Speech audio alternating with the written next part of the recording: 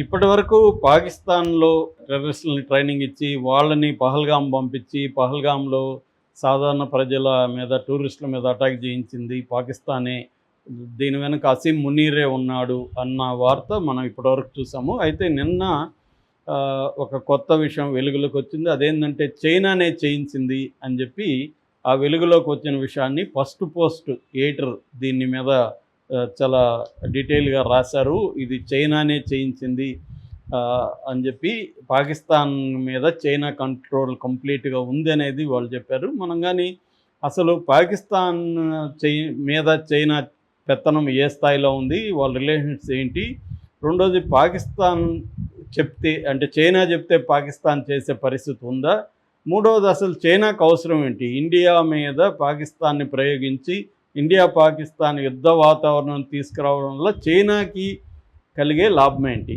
అని ఈ మూడు విషయాల్ని ప్రధానంగా మనం చర్చిద్దాం. ఫస్ట్ విషయం ఏంటంటే, చైనా చేసిందనడానికి మన దగ్గర ఎలాంటి లాజిక్ పనిచేస్తుందంటే, ఎప్పుడైనా కూడా ఇప్పుడు ఒక హత్య జరిగిందనుకో ప్రధానంగా మోటివ్ అనేది ఇంపార్టెంట్. ఏ మోటివ్తో ఈ హత్య చేస్తుంటారు.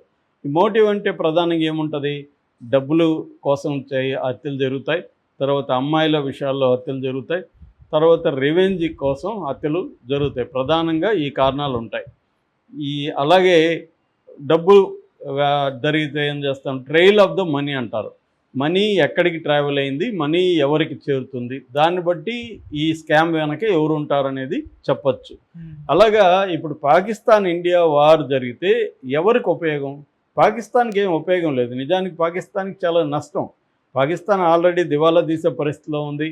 పాకిస్తాన్ ఇండియాతో యుద్ధం పెట్టుకుంటే ఇంకా కూడా వాళ్ళు దివాలా తీసే పరిస్థితి, వాళ్ళు ఇంకా వెనక్కి వెళ్ళిపోతారు. ఆల్రెడీ పావర్టీ అతి దారుణంగా ఉంది పాకిస్తాన్లో. వాళ్ళు ఏదో బెయిల్అవుట్ల మీద బతుకుతూ ఉన్నారు. అలాంటి బలహీనంగా ఉన్న పాకిస్తాను వాళ్ళ దగ్గరున్న ఆర్ముడు రిజర్వ్స్ అవన్నీ కూడా 4 రోజులకి రావు అనేది లేటెస్ట్గా గణాంకాలు చెబుతున్నాయి.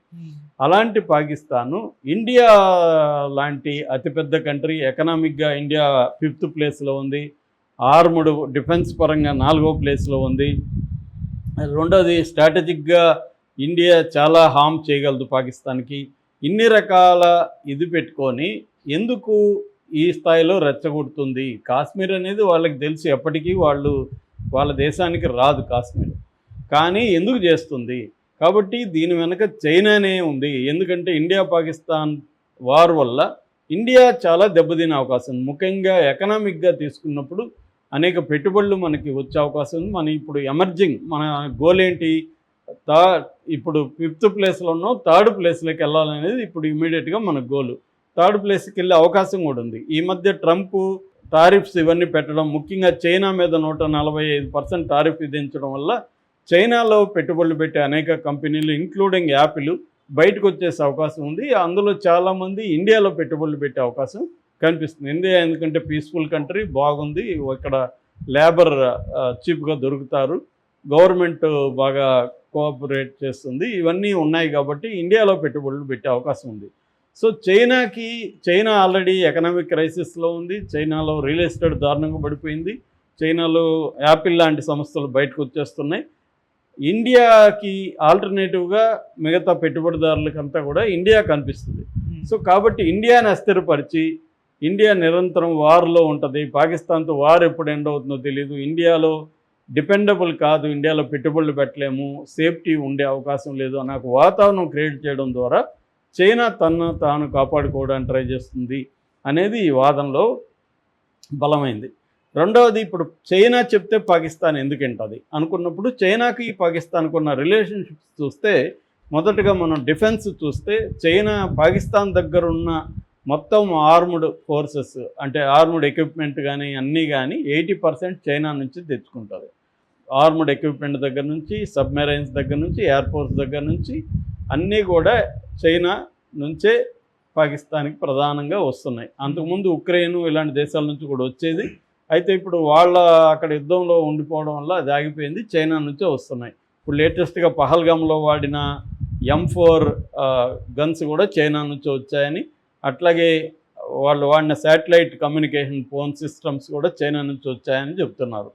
సో అందువల్ల చైనాకి పాకిస్తాన్కి డిఫెన్స్ అనేది బలంగా ఉంది. ముఖ్యంగా ఫైటర్ జెట్స్ జెఫ్-17 థండర్ కానీ, జే-10C కానీ, అట్లాగే యువాన్ సబ్మెరైన్స్ కానీ, ఫ్రిజెట్స్ అంటారు. ఫ్రిజెట్స్ అంటే ఒక షిప్ వెళ్తుంటే దాని పక్కన ఒక వార్ షిప్ వెళ్తుంది చిన్నది, దాన్ని కాపాడడానికి ఇది బాడీ గార్డ్ లాగా పనిచేస్తుంది. దాన్ని ఫ్రిజెట్స్ అంటారు. ఈ ఫ్రిజెట్స్ కానీ, మిసైల్స్ సిస్టమ్స్ కానీ, తర్వాత షహీన్ ఎయిర్ బేస్డ్ డ్రిల్స్ జరిగాయి ఈ మధ్య, వారియర్ గ్రౌండ్ బేస్డ్ డ్రిల్స్ జరిగాయి. తర్వాత న్యూక్లియర్ ప్రోగ్రామ్స్ కూడా మెటీరియల్ ఇవ్వడం కానీ, టెక్నాలజీ అందించడం కానీ చైనా చేసింది. ముఖ్యంగా షహీన్ అన్ని డిఫెన్సివ్ వార్పు అంటే మనం అటాక్ చేస్తే డిఫెండ్ చేసుకునే సిస్టమ్స్ని కూడా చైనానే వాళ్ళకి ఇచ్చింది. అలాగా చైనా మీద కంప్లీట్గా డిఫెన్స్ మెకానిజం ఆధారపడింది. రెండవది ఎకనామిక్ పరంగా తీసుకున్నప్పుడు China belt and road initiative, BRI అంటారు. ఈ బెల్ట్ అండ్ రోడ్ ఇనిషియేటివ్ అనేది చైనా దాదాపు 150 దేశాల్లో వచ్చేస్తుంది.